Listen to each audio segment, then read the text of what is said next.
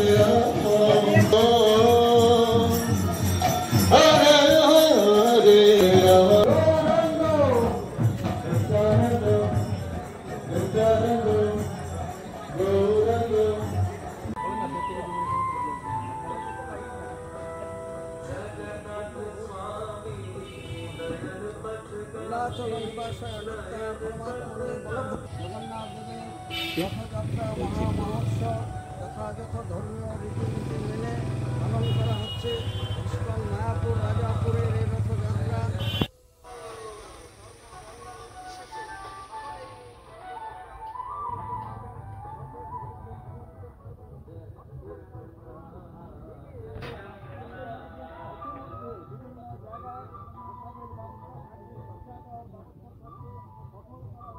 মন্দিরে মায়াপুরে থাকবেন, তখন সেখানে বিভিন্ন অনুষ্ঠান আদির ব্যবস্থা করা হয়েছে।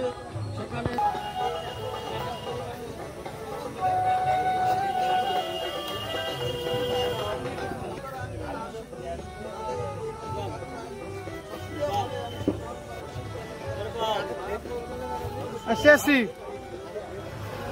প্রভু কি বলবেন আজকের এই রথযাত্রা সম্পর্কে?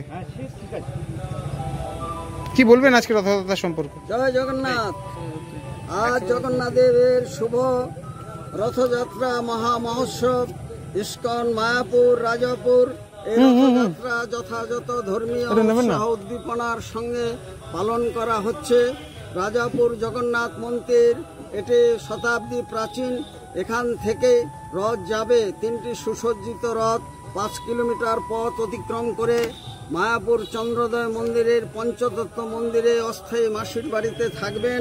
5ই জুলাই পুনরায় এই রথযাত্রার রিটার্ন রথে আবার এই প্রশান্ত পল্লীতে রথযাত্রা ফিরে আসবেন।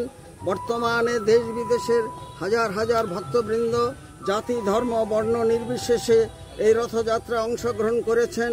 এই রথযাত্রাকে কেন্দ্র করে মানুষের মধ্যে উন্মাদনা লক্ষ্য করা যাচ্ছে এবং বৎসরের এই একটি দিনে জগন্নাথ এবং বলদেব সুভদ্রা মহারানীকে তারা রথের রশিতে টান দিতে পারেন এবং প্রসাদ গ্রহণের ব্যবস্থা থাকছে। নিরাপত্তার ব্যবস্থা কঠোর করা হয়েছে এবং জগন্নাথ দেব যখন মাসির বাড়িতে রাজাপুর থেকে মায়াপুরে যাবেন, সেখানে 56 ভোগ, জগন্নাথ অষ্টকম, স্তোত্র পাঠ, আরতি, কীর্তন, প্রসাদ বিতরণ, বিভিন্ন কার্যক্রমের ব্যবস্থা করা হয়েছে।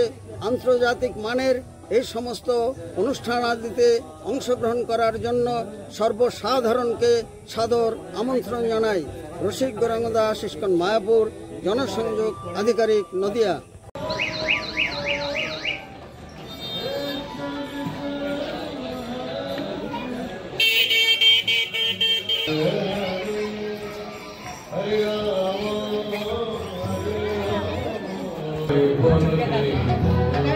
Hare